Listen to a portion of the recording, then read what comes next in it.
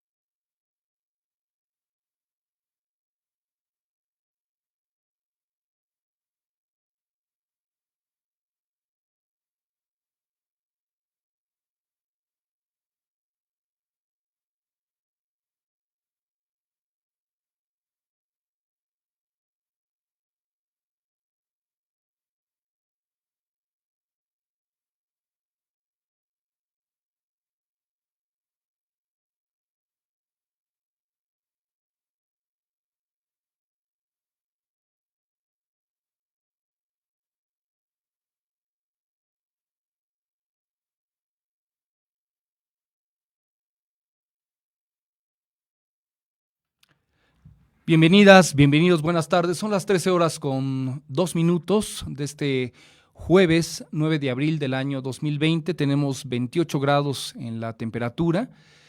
Hace calor, hace bastante calor y además la humedad bajísima, ni siquiera llega al 20%, estamos al 19% en la humedad.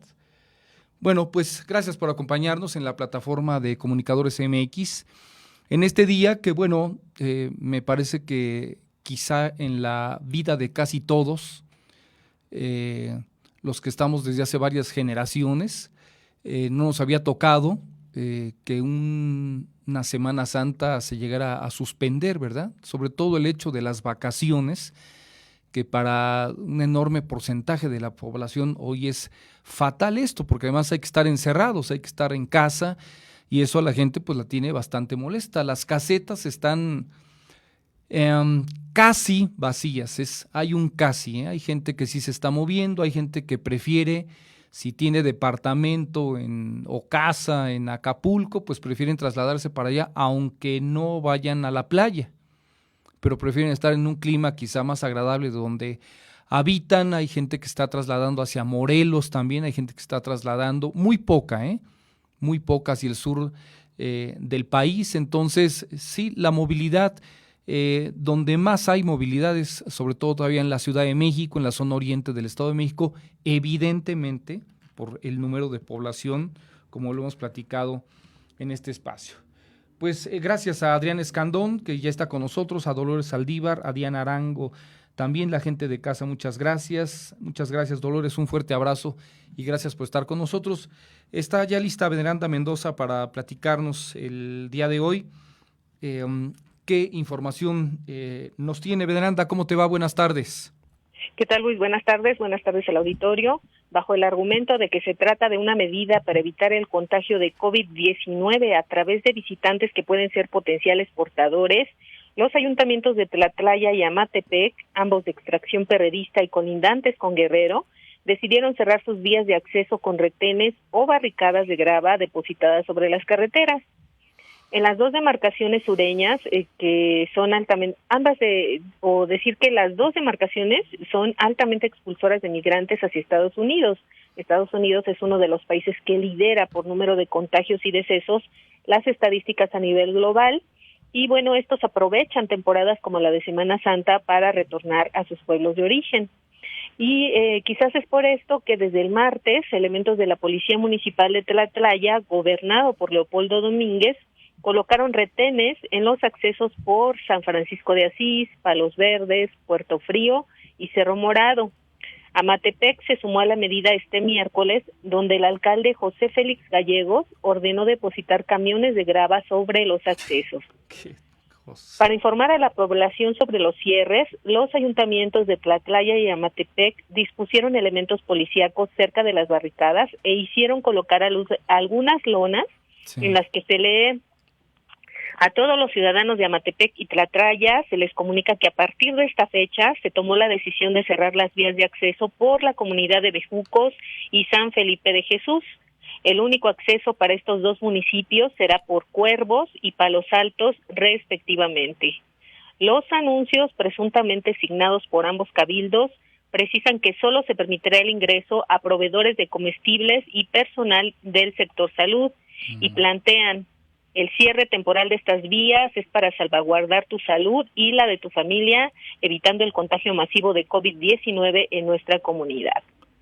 Y bueno, intentamos localizar a cualquiera de los dos alcaldes o en su defecto a personal para que nos comentara de qué se trataba esta medida. Sí. Y en el caso de Amatepec, la última información oficial difundida a través de los medios de comunicación refiere la determinación tomada el 18 de marzo pasado de suspender todos los eventos públicos masivos, entre ellos la feria regional, que estaba a días de iniciar en la comunidad de Palmar Chico. Pero específicamente sobre este tema, nada. En el caso de Tlatlaya, peor aún. Me parece que Tlatlaya ni siquiera tiene una página de transparencia, así que fue prácticamente imposible indagar algo sobre el respecto o sobre el tema.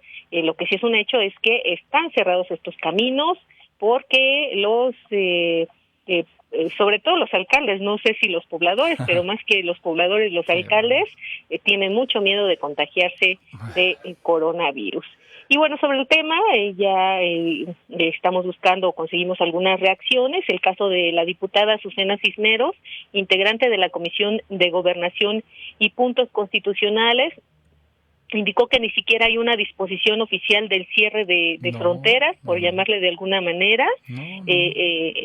Quizás si se trata de una vialidad, dependa de si se trata de un camino federal, estatal o local, y por ende la autoridad de estos niveles puede decidir sobre ella, pero recordó que no se ha dictado la disposición desde ningún tipo de organismo, no es una medida oficial, y en todo caso lo que toca hacer a las autoridades municipales es respaldar o seguir y tratar de que sus ciudadanos sigan las recomendaciones sanitarias esgrimidas hasta ahora. De hecho, advirtió que incluso puede ser un tema de violación a la Carta Magna del país. Escuchemos. ¿Y puede ser violatorio de la Constitución? Pues puede ser también de libre tránsito, evidentemente, ¿no? Dar pie a responsabilidades, digo, si algún, a lo mejor, poblador se inconformara, no sé. Pues sí, yo creo que más allá de eso, creo que lo más importante aquí es que los alcaldes pudieran estar ayudando de la mejor manera a que se cumplan las normas que ya se establecieron oficialmente, y no este tipo de medidas que es mucho más policial y que de igual manera también trastoca un marco jurídico, evidentemente. ¿Qué le toca a la legislatura o qué puede hacer? ¿Un llamado a que reflexionen estos alcaldes? Sobre todos los alcaldes del sur del estado y aquellos que tengan como esta tentación del cierre de sus fronteras, no lo hagamos de esa forma, porque evitamos la libre circulación de los productos, de la parte comercial que se tiene que seguir, funcionando, que tiene que seguir evidentemente fluyendo, ¿no? Y bueno, también comentó que no se justifica la medida en el sentido de que hasta ahora el mayor número de casos se presenta en las áreas urbanas y no en las rurales, aunque se han dado algunos casos aislados. Sí. Entendemos que, por ejemplo, en Amatepec estas cifras, por supuesto, no se han transparentado, pero por las propias autoridades locales o incluso por los vecinos se sabe que quizás en Amatepec ya se haya presentado un caso. pero no se compara, por supuesto, con estadísticas como las de Huixquilucan, por ejemplo, ¿no? Que es el municipio que lidera el número de casos confirmados. La otra es que también advierte, podría resultar contraproducente, porque ¿qué pasaría si se tiene una emergencia en los municipios? ¿Cómo van a salir? ¿La ambulancia? ¿Tendrá que dar toda la vuelta? ¿De qué se trata? Eso por una parte. Y por la otra, dice, si estamos diciendo que el coronavirus o que el COVID-19 trajo aparejada una evidente crisis también de carácter económico, pues está restringiendo la posibilidad de que se reactive la economía local, Luis. Pues mira, Veneranda, a mí me parece que esta es una situación que muestra lo que viene sucediendo en el país, no de ahora, sino desde hace mucho, cuando la ley está tan corrompida y tan manipulada. Es decir, si los pobladores de algún municipio, de algún estado, bloquean vías, inmediatamente sale la gente de gobernación a fotografiarlos, a tomar video, y ha habido gente que ha tenido órdenes de aprehensión y que se les ha detenido por lo mismo. Entonces, a mí me parece que esto ellos lo quieren tratar como parte del sentido común de actuar, este par de presidentes municipales, Leopoldo Domínguez y José Félix Gallegos, como parte del sentido común de actuar en contra del coronavirus. Nada más que por ahí en un libro de Ikram Amtaki dice que el sentido común es el último recurso de la inteligencia, y le queda perfecto a este par de individuos, tal cual, con todo y su cabildo, que además a mí me parece que este es un tema en el que fácilmente podrían entrar hasta por la revocación de mandato completita del par de ayuntamientos por tomarse facultades en vías que no les corresponden. Una cosa son las vías municipales y otra cosa son las carreteras federales, las carreteras estatales, los caminos estatales. Entonces, ¿quién llegó al poder en Tlatlaya y en Amatepec para cometer una estupidez de este tamaño? Es decir, ¿acaso ya salió el presidente de la República a detonar, a ver, se cierra el país y nadie se mueve? No es así. Estoy viendo en el canal de Milenio también que están restringiendo ya la entrada al estado de Oaxaca, cuando la situación tampoco va por ahí.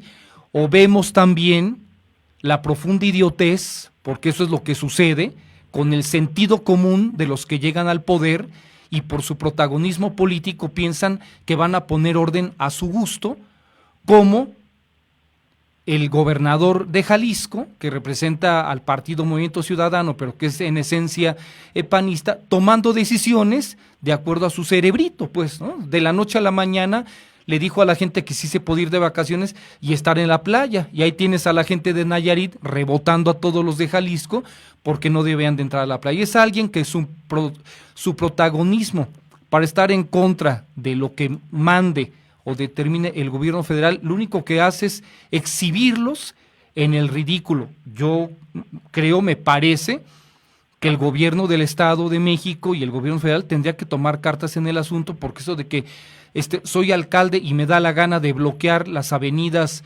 que me dan la gana, pues bueno, en las que tengan jurisdicción y que estén muy claras y determinadas cuáles son las vías municipales, bueno, pues ahí pueden seguramente tomar cartas en el asunto el propio ayuntamiento completo con el cabildo. Pero ¿y las vías estatales? Esas son carreteras, son vías estatales hasta donde tengo entendido, y atraviesan además esos municipios. Enviarte hacia Los Cuervos, bueno, pues también es de alto peligro para cómo está la situación en el sur del Estado de México. Viajar hacia la zona de Cuervos, no sé si te haya tocado a ti también, Veneranda. Yo tengo algunos años que no voy por ahí porque francamente se convirtió en una zona muy peligrosa, también con muchos asaltos además. Entonces me parece descabellado lo que están haciendo este par de individuos, y el gobierno del Estado, el secretario general de gobierno, Alejandro Zuna, ya debería de haber tomado cartas en el asunto para llamar y decir, oiga, pues una cosa es que gobierne el territorio municipal y otra cosa es que quiera tomar decisiones como si fueran dictadores municipales. Me parece que es muy diferente la situación, y no se trata de conceptos, se trata del respeto a la ley y de la jurisdicción que te corresponde, y nada más, Veneranda. Sí, bueno, recordar que la Constitución del país tutela el derecho a la libertad de libre tránsito al interior del país. Sí. En algunos países con alta incidencia o no con tan alta incidencia, sí se determinó el cierre de fronteras, es decir, no entraban vuelos y solamente se recibían, por ejemplo, ciudadanos de esos países. Pero esa decisión fue del gobierno federal, es decir, del gobierno de los países, del gobierno de la nación, no de los gobiernos locales. Así es. Y hasta donde entiendo, no hubo cierres de carreteras que enlazan al país, carreteras internas, que es el caso. A mí me parece que lo que hay es mucha desinformación, ignorancia, si quieres, entre las autoridades municipales, estatales, etcétera.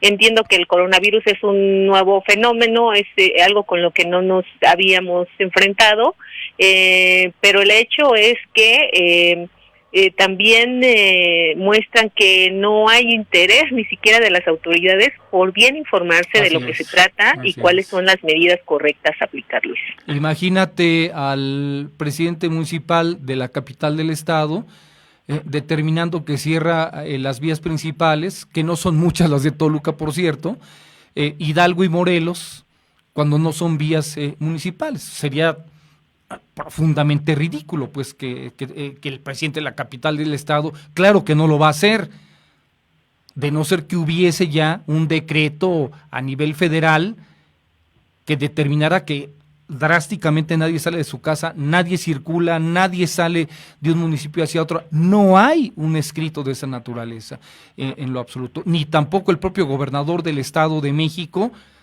ha determinado un encerrón de esa naturaleza. Se han ido dando las cosas conforme se ha ido desarrollando también este virus, pero sí me parece ridículo que este par de individuos que ahora resulta que son presidentes municipales tomen decisiones tajantes, radicales, que perjudican a la población que tiene que atravesar por ahí. Imagínate de noche, Veneranda, para la gente que quiera circular por ahí e irse por Los Cuervos.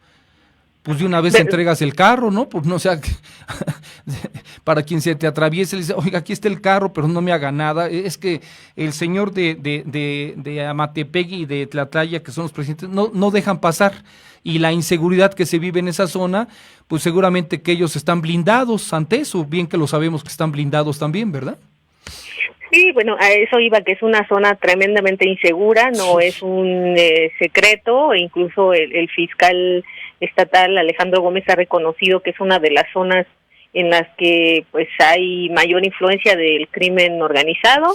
Y bueno, ayer veía posteados en algunos muros de vecinos de esta zona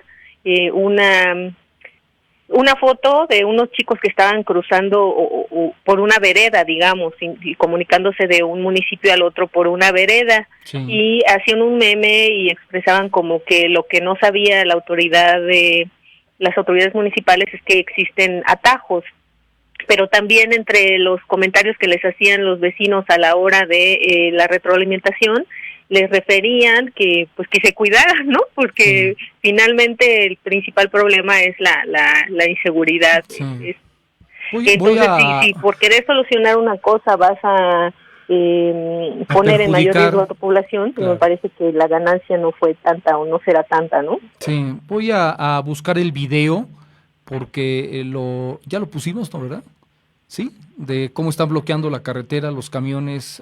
Bueno, por ahí está el video de lo que hicieron. Lo pude ver en el chat de periodistas. A lo mejor tú también ya lo viste, de periodistas del Estado de México, Veneranda, donde se está bloqueando la carretera. A ver si lo encuentro en un momento más y se los podemos compartir, con este tipo de decisiones que, bueno, francamente me parece que están fuera de lugar. Me parece que con una llamada por teléfono del propio secretario general de gobierno podría hacerles un llamado a que no se conduzcan de esta manera tan arbitraria los alcaldes de estos dos municipios, porque te reitero, Veneranda, y lo sabemos, cuando los ciudadanos en una manifestación, una protesta, han llegado a cerrar carreteras y además hay cierta molestia de la autoridad por quienes lo hacen, van y los graban, les toman fotos y ha habido las órdenes de aprehensión tal cual contra estas personas y los han encerrado además, Veneranda. Entonces, los alcaldes estarían en este momento en la situación de que la población que se ve perjudicada podrían levantarles una denuncia, donde pues están cerrados los juzgados, tendrían que venir yo creo ante la fiscalía o enterar a la legislatura, igualmente en una situación como esta que es absolutamente irregular e ilegal. Dejémoslo irregular, sino absolutamente ilegal. Se pasaron la Constitución política de los Estados Unidos mexicanos, ya sabemos por dónde se la pasaron, y cuando decías una zona peligrosa, lo único que me faltaba agregar, y que es una realidad por la gente con la que uno platica, que viene del sur del estado para acá, con amigos periodistas también, y que es la realidad, Veneranda, el sur del estado de México está gobernado por el narco. Esa es una realidad, que no se quiera reconocer es otra cosa, porque los alcaldes, los cabildos están amenazados todos, y todos se mochan con los grupos delincuenciales que están ahí del narco, todos tienen que ponerle, mira, al grado tal, me han platicado, al grado tal, que me han dicho que la parte de la columna vertebral de los propios ayuntamientos de ahí están intoxicados ya, porque trabaja gente vinculada, de ese tamaño es la situación, pero igual la gente de los medios de comunicación no quiere hacer la denuncia o hacer el trabajo periodístico porque saben que estarían amenazados, pero de lleno de que les pasara algo, ¿eh? A donde se trasladaran van y los persiguen, pero así está la situación en el sur del Estado de México y por supuesto un gobierno tan inútil como el de aquí, el del Estado de México, ni meterse en un tema como eso, Veneranda, ni meterse tal cual, ni asomarse si quiere. Sí, el hecho es que se tomó una decisión que es sin duda controvertida y posiblemente también violatoria de los derechos humanos. Así es, pues habrá que ver cómo reacciona el gobierno del estado, me parece que tendría que, y si hay una vía federal ahí, que bien a bien, no lo sé si es una vía federal o es una vía estatal, una carretera estatal, ver si reacciona el gobierno del estado, me parece que será una atenta invitación para que la ignorancia no sobresalga tanto en Amatepec como en Tlatlaya por falta de información. Una cosa es querer y saber prevenir y otra cosa es que actúen de esta manera. ¿Algo más, Veneranda? Por ahora es todo, Luis. Bueno, pues estamos en contacto entonces, muchas gracias. Excelente tarde. Y buenas tardes. Si se traslada hacia el sur del Estado de México, dos chiquidictadores determinaron que Tlatlaya y Amatepec no se puede transitar porque con todo y su cabildo, que seguramente no han leído perfectamente la Constitución política de los Estados Unidos mexicanos ni tampoco la Constitución del Estado de México, bueno, pues ahí está quienes llegan al poder y toman decisiones torpes, fatuas entonces. Dice Víctor Ruiz, dicen que van a hacer un muro y que los de Toluca lo vamos a pagar. Bueno, es broma, es ironía de Víctor Ruiz, camiseta número 1. Adrián Escandón, ya agradecí, Dolores Saldívar, Diana Arango también. A la gente de casa, muchas gracias. Juli Juárez también, un fuerte abrazo. Sergio Toledo también, agradecidos de que estén con nosotros. Cecilia Portilla Lurs también, muchísimas gracias. Que esté con nosotros en la plataforma. Agustín Germán Márquez, también Mario Santillán, gracias. Diana Ayala Albarrán, también un fuerte abrazo. Diana, saludos. Irán Liébanos también, fuerte abrazo. Irán, Víctor Manuel Pelayo Flores, también un fuerte abrazo al colombófilo Víctor Manuel Pelayo. Habrá que ver cómo le suena el campeonato de adultas, creo que está terminando este fin de semana.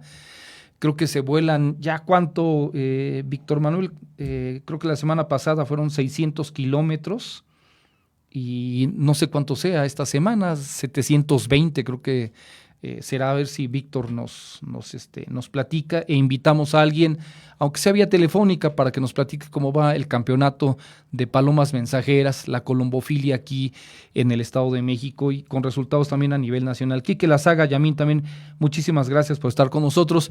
Nos regalamos un corte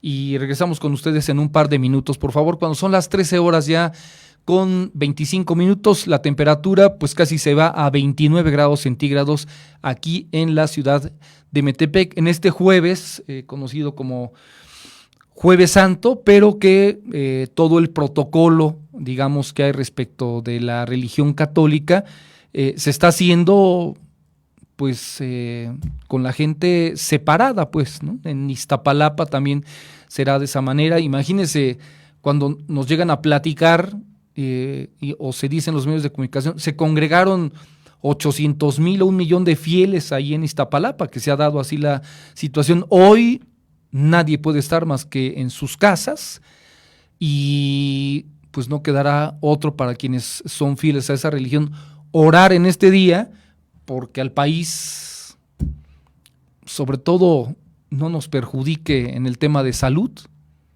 y por otra parte en lo que tiene que ver con lo económico, pues las cosas no vayan a ser mucho más patéticas, diría yo, de lo que se nos está presentando, no digo se está, sino se nos está presentando, pues quienes estamos en este tema de ser personas morales, físicas, de pagar impuestos, de pagar salarios, la burocracia en general, pues muy cómoda, habría que decirlo, y felicidades, porque salario fijo, es decir, las canonjías, pues muy felices. Ahí sí, la gente que está en la iniciativa privada, solamente debo decirle que por información del día de hoy y del día de ayer, sobre todo de ayer, en México ya se perdieron cerca de 360,000 o 370,000 empleos.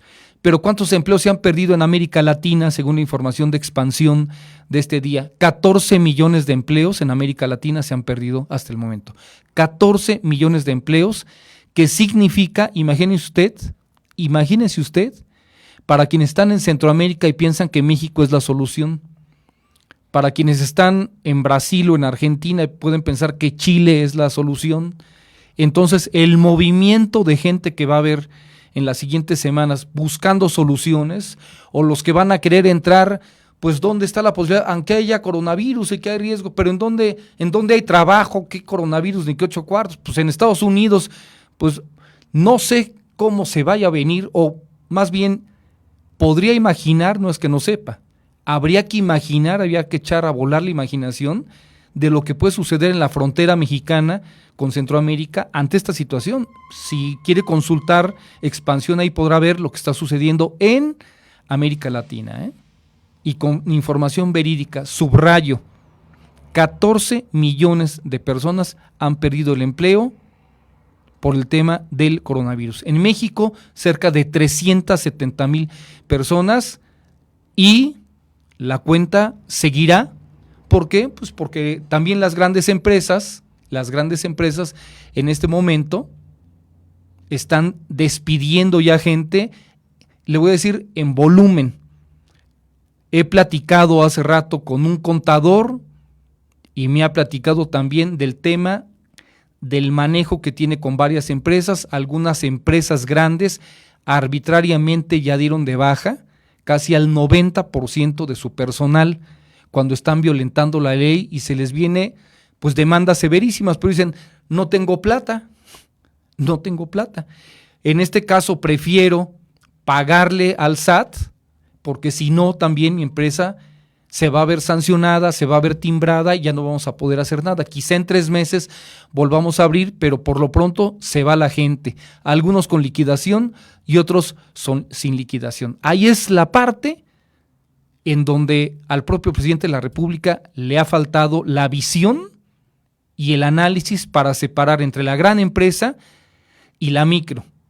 Ayer leía, y se lo puedo compartir, no sé si ya todo el mundo se enteró, de lo que comentó la presidenta del Consejo Coordinador Empresarial en el Estado de México en un mensaje, una carta pública que le ha hecho llegar a Alfredo del Mazo. Está en Facebook esta carta que se hizo llegar, en donde Laura le comenta directamente al gobernador que en el Estado de México el 98% de las empresas y las que mueven al Estado de México son las micros, las pequeñas y las medianas empresas. 98% es lo que se mueve en el Estado de México entre pymes y medianas empresas. 98%. Ya lo que dice Laura, pues se lo podemos compartir. A mí me parece que va a ser muy difícil que el propio gobierno del Estado de México vaya a cumplir con la propuesta que le hace el Consejo Coordinador Empresarial del Estado de México. Vamos a buscar a Laura, a ver, seguramente que está en su casa, a ver si el día de mañana podemos platicar con ella y nos da su punto de vista al respecto, y si hay alguna respuesta, por supuesto, por parte del gobernador ante la solicitud y la petición que hace el Consejo Coordinador Empresarial del Estado de México. La 1:00 p.m. ya con 30 minutos. Gracias a Alex de Santiago, presente Alex. Lu Delgado, muchas gracias.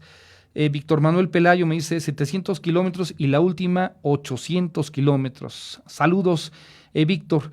La de 800 kilómetros, nada más si me dices, Víctor, ¿desde dónde es? Porque la medición es en línea recta y casi pues un alto porcentaje de la población no sabe y no conoce el tema de la colombofilia, entonces las palomas regresan tal cual de esos 800 kilómetros aquí hacia Toluca.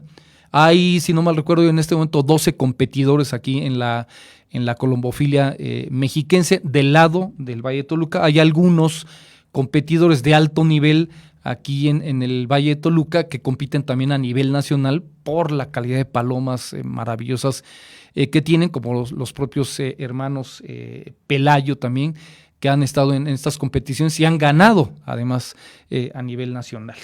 Guadalupe Rosas, un fuerte abrazo, dice Víctor Manuel.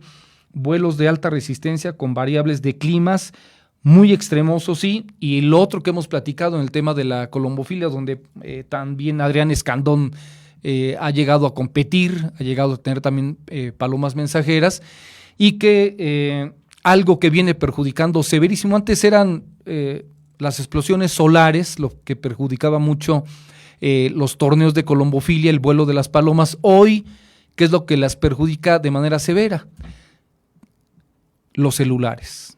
El uso de tantos celulares. No existían en este país los 90 millones de celulares que se están utilizando. Entonces, esas frecuencias perjudican la orientación de las palomas y se está perdiendo una gran cantidad, cerca del 80% de palomas están perdiendo los colombófilos. Entonces, cada año pues hay que criar más porque los equipos se están quedando cortos. Un saludo para todos quienes están dentro de la colombofilia aquí en el Estado de México. Me dice Víctor Manuel Pelayo, de Durango a Toluca. De Durango a Toluca. Es para este domingo interesantísimo. A ver si nos damos la oportunidad de estar con Otón García para recibir alguna de las palomas o con los propios hermanos Pelayo también. Javier Portocarrero, muchas gracias por estar con nosotros también. Vamos con un corte de un par de minutos y regresamos con ustedes. En Nesa apoyamos el comercio local. Si tienes un restaurante, fonda, cocina económica o algún negocio similar y vendes comida a domicilio, queremos ayudarte promocionando tus servicios. Envía un inbox a la página de Facebook Ayuntamiento de Ciudad Nezahualcóyotl o a la del alcalde Juan Hugo Nesa con el nombre de tu negocio, una fotografía del comercio, teléfono y dirección, y lo compartiremos para que nuestros más de 300,000 seguidores lo conozcan. Además, quedará publicado en un catálogo en http://unidoscompramosenesa.nesa.gov.mx y nuestra página de compradores solidarios Unidos Compramos en Nesa. Únete a la iniciativa y apoyemos al comercio local durante esta contingencia por COVID-19. Unidos saldremos adelante. Nesa, ciudad de todos. Gobierno municipal.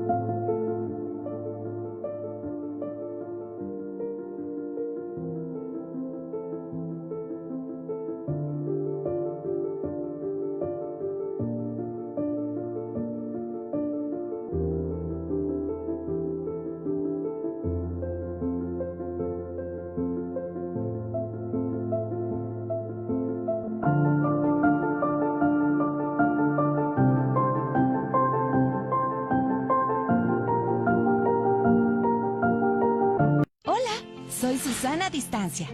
Tengo un superpoder que me ayuda a frenar al COVID-19.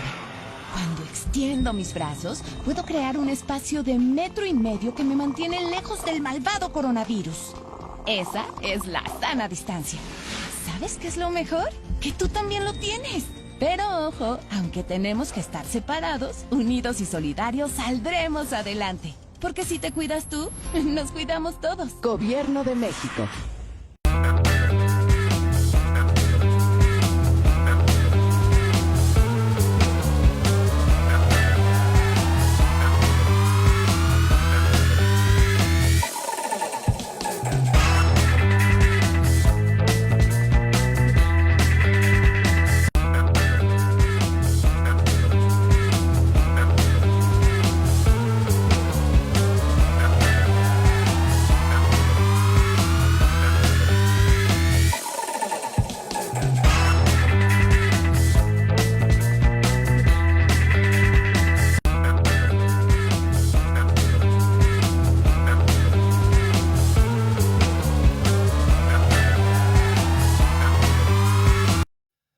La 1:00 con 36 minutos, gracias a Heraclio Arriaga que está con nosotros, Sara García desde la Ciudad de México, saludos Antonio Monroy.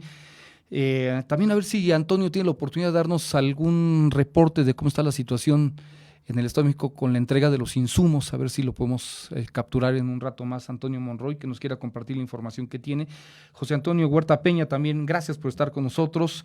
Héctor Sumano Magadán también, Boni Pantoja, mi hermana allá en Mazatlán también, muchas gracias por estar con nosotros. Saludo con mucho gusto al licenciado Juan Martín Pérez García, director ejecutivo de la Red por los Derechos de la Infancia en México y coordinador integrante de Tejiendo Redes Infancia en América y el Caribe. Dije que lo saludo a él con mucho gusto, aunque la situación está para el disgusto respecto de este encierro que hay y la violencia que se está dando en los hogares mexicanos, que la cifra de hoy en la mañana era que andaba un poquito arriba del 30% lo que está sucediendo en los hogares mexicanos con el encierro. Juan Martín Pérez, gracias por tomar esta comunicación. Buenas tardes, ¿cómo estás? Muy bien, muchísimas gracias. Y bueno, efectivamente estamos en un momento de crisis global, pero claramente necesitamos tomar medidas preventivas para que no se agudice y no sea peor de lo que ya está haciendo por ahora. Sí, me parece que hace falta, aparte de todas las recetas que se están dando para el coronavirus y el tapabocas y de aislarse, pero hace falta la otra parte de las sugerencias y recomendaciones en cuanto al trato entre las familias, porque la familia en México, la mayoría sale a trabajar y ahora tener que estar todos concentrados, me parece que no solamente tiene que ver con la tolerancia que tarde o temprano revienta, Juan Martín, sino que es un tema de comprensión y entendimiento, porque de otra manera se está viendo el fruto de las cosas. Efectivamente, mira, hay que partir que los problemas que teníamos ahí, que eran ya un asunto de violencia, por ejemplo, violencia machista con 10 feminicidios diarios, sí. Violencia contra niños y niñas, el 63% de las personas adultas en México siguen usando los golpes con fines disciplinarios, 6 de cada 10 mujeres refieren violencia en casa, entonces eso ya lo teníamos. El encierro, cuando se puede, la mitad del país ha logrado estarse en casa, la mitad no, por una situación económica, sí. Pero aquellos que están ahora confinados contra su voluntad, pues obviamente están, además de las afectaciones económicas, porque no siempre se ha resuelto el tema salarial, esto ya incrementa sí. La tensión, las preocupaciones, pero particularmente son los adultos quienes no estaban acostumbrados a estar en encierro. Hay que recordar que 8 de cada 10 niños, niñas y adolescentes ya no salían a las calles desde antes por temas de seguridad, salvo por supuesto ir a la escuela o cosas así, pero ya no iban a parques, ya no salían a la tienda. Entonces niños y niñas en realidad no están resintiendo tanto el encierro, sino a los adultos que no estaban acostumbrados a ello, además personas adultas estresadas por temas económicos, por lo que ha definido la Organización Mundial de la Salud como la infodemia, es decir, este creciente número de noticias falsas sí. O información que va en contra de las medidas sanitarias para controlar este virus, y eso está incrementando en todo el mundo la violencia doméstica. El propio secretario general de Naciones Unidas este domingo salió a pedirle a los estados del mundo urgentes medidas de atención, sobre todo telefónicas, otro tipo de respuestas, para afrontar este incremento de violencia en casa, al mismo tiempo de recordar que es una obligación de los estados prevenir la violencia contra niños, niñas y mujeres. Sí, bueno, me parece que es un escenario delicado ya en este momento, Juan Martín Pérez, pero se viene lo peor. Entonces sí me parece que hace falta campañas de alta precisión respecto de cómo debe ser la convivencia dentro del hogar y de la comprensión que debe haber, sobre todo hacia los niños, porque los padres que no están tan acostumbrados a esa convivencia o que acostumbran los gritos, así es, y que estando ya horas encerrados, pues se llega a la violencia, te estás quieto o te pongo un carambazo, ¿verdad? Efectivamente, sí, creo que, bueno, dice el refrán que no hay mal que por bien no venga, sí. Y creo que esta es una gran oportunidad también para que las familias puedan revisarse en sus formas de relación. Estas familias tradicionales donde la voz del varón adulto, el papá, es el que definía, o la jefa de familia, pues eso tiene que cambiar, no solamente porque esta cuarentena nos obliga, sino porque esto es lo que viene. Esto es muy posible que lo estemos repitiendo de acuerdo a los cálculos y análisis globales. Esto estaremos en olas de cuarentenas y encierros, cuando menos hasta agosto. Esto significa, reitero, la oportunidad de revisar las formas de relación entre las familias, y claramente es una obligación del Estado desarrollar acciones y campañas para construir nuevas pautas de crianza. Esas pautas de crianza que claramente deben de ser no basadas en violencia, sino en diálogo y en escuchar a niños y niñas. Precisamente hay una paradoja. Ahora que todo mundo estamos llevados al mundo digital para el teletrabajo, para la comunicación y demás, son precisamente niños y fundamentalmente niñas adolescentes y chicos adolescentes quienes tienen más capacidad, conocen más y son los que nos están ayudando a configurar teléfonos, a resolver las teleconferencias. Sí. Entonces hay que reconocer su capacidad, darles ese lugar y comenzar con ellos y ellas a hacer una forma distinta de dinámica y convivencia familiar. Sí, ya me imagino las y los adolescentes que tienen a la novia o el novio. Así es. Sí. Y agrego, fíjate, además de estos vínculos que se mantienen en lo digital, es que la neurociencia ahora nos demuestra y nos da la oportunidad de entender que el desarrollo de niños, niñas y adolescentes su desarrollo cognitivo y metabólico está directamente vinculado al movimiento. Si no se mueven, si no salen a caminar, les estamos afectando. Sí. Precisamente ayer el Comité de Derechos del Niño de Naciones Unidas emitió un posicionamiento pidiendo que los niños y niñas al menos una vez al día salgan a caminar como un elemento básico de sus derechos.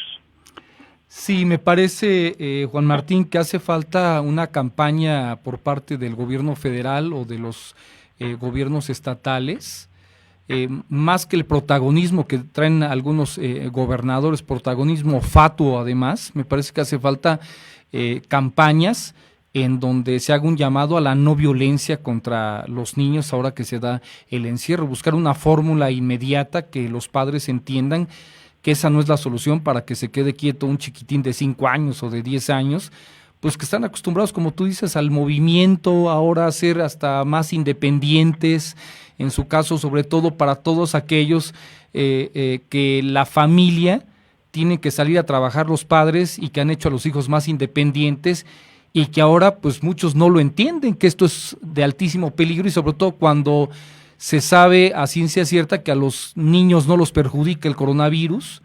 Dicen, pues, ¿y yo qué, verdad? ¿Yo por qué me voy a quedar encerrado? Sí, de hecho, mira, aquí, qué bueno que tocas este tema. La Organización Mundial de la Salud ha alertado a tener cuidado, que si bien es cierto, niños y niñas no son estadísticamente las víctimas fatales, así es, sí están teniendo altos niveles de contagio, particularmente en América Latina. Aquí hay una cosa interesante. Demográficamente Europa, que es la información que tenemos para comparar, tal en España, demográficamente son pueblos o sociedades más viejas. Sí. En el caso de América Latina tenemos una población más joven, pero tristemente con más factores de riesgo como diabetes, obesidad y otro tipo de enfermedades crónico-degenerativas. En Honduras, por ejemplo, el 20% de los casos de contagio son de niños, niñas y adolescentes. Panamá está teniendo un incremento importante, de hecho ya muertes de niñas y adolescentes. Entonces es importante, si bien es cierto, no son estadísticamente la gran mayoría, sí se contagian y sí queda deteriorado su cuerpo con una infección, porque lo que hace el virus es que va, digamos, deteriorando los alveolos en el pulmón, y eso va a reducir su capacidad de ingesta y pudiendo generar daños crónicos, digamos, para su desarrollo. Por otra parte, es importante también que podamos ubicar que niños y niñas, como cualquier otra persona, necesitan protegerse para proteger a otros. Aquí hay el debate, y con mucha claridad es el llamado a, no se trata si tú eres persona joven, fuerte, y crees que no te vas a morir, es ayudar a que otros cerca de ti no se contagien, porque la mayor parte de las personas se contagian y son asintomáticas. Sí, en esta parte, y además me autocorrijo, cuando dije que no son sensibles al contagio, lo que quería yo interpretar en todo caso es que son los que no están en las cifras, y esto les puede generar la confusión de decir, no, pues a mí no me pasa, cuando sí les pasa. Entonces por eso también tiene que estar en el encierro. Claramente, y agradezco también tu precisión, porque precisamente son estas cosas que tenemos que ayudar, porque cuando no es la información completa en perspectiva de quién la recibe, puede suponer que no le corresponde, o tener extremos. Me voy a salir tantito de este tema específico de niños y niñas, por lo que, como saben, estamos enfrentando es el rechazo al personal de salud en México, amenazas de quemar hospitales, casos terribles en Jalisco de que los han bajado del transporte público, y esto es claramente la urgencia de que el Estado aparezca, no un gobernador o gobernadora, sino el Estado en su conjunto, tengan mensajes comunes, políticas globales o nacionales, y que se entienda que esto es un tema de salud. Tristemente en nuestro país, como suele pasar, todo se politiza y entonces cada quien está usándolo para lucirse o para atacar a otros, y lo peor que va a pasar es que esto cuesta vidas humanas. Esa es la parte severa. A mí me parece que en todo caso habría que hacer un llamado de entrada a que los pequeñines se queden en casa, que es una protección integral la que se debe de tener. Pero también, Juan Martín, habría que ponerse en los zapatos, ¿verdad?, de quienes viven, y es un porcentaje altísimo. Si hablamos, por ejemplo, específicamente del Estado de México, del más poblado del país y con un nivel de marginación alta, y cuando hablo de marginación, hablo del tema de la calidad de vida que tiene la gente, el poco bienestar que tiene por el tipo de vivienda, por la falta de avenidas y calles como debe de ser pavimentadas con servicios. Es decir, una familia que vive en 50 metros cuadrados y son 6 y les invitas a que se queden adentro, ¿qué opciones le das que no sea la televisión, Netflix, el teléfono? Pero pues los chavales están acostumbrados a salirse a correr y a irse a ver a la novia, a cotorrear con los cuates, y ¿cómo los frenas? ¿Y hasta dónde se van los chavos? ¿Hasta la depresión y que les entre más ansiedad? Efectivamente, y agrego también otro factor no exclusivo del Estado de México, muy evidente ahí, pero tiene que ver con no respetar las reglas.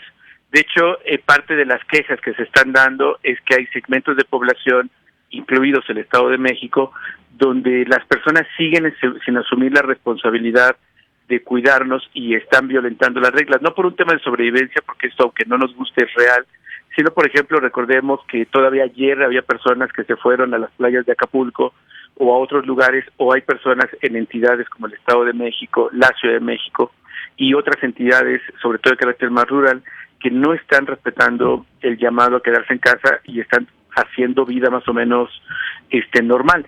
Y creo que precisamente cruza con esta necesidad de dar información y de involucrar a los propios habitantes para que puedan entender la gravedad de lo que estamos enfrentando, porque no es un tema de México, y quizás invitarte solo y al público a que busquen en internet lo que sucedió y está sucediendo en Guayaquil, Ecuador, que podría ser un escenario económicamente muy similar al Estado de México, al Valle Metropolitano de la Ciudad de México, donde los niveles de pobreza hacen más crudo y más duro el COVID, y no solamente por el número de contagios o de muertes directamente vinculadas a este virus, sino lo que se dio en Guayaquil es que murieron muchas personas por otro tipo de padecimientos, ataques cardíacos, apendicitis y otro tipo de cosas, porque el hospital estaba saturado, el único hospital de la ciudad con casos de COVID.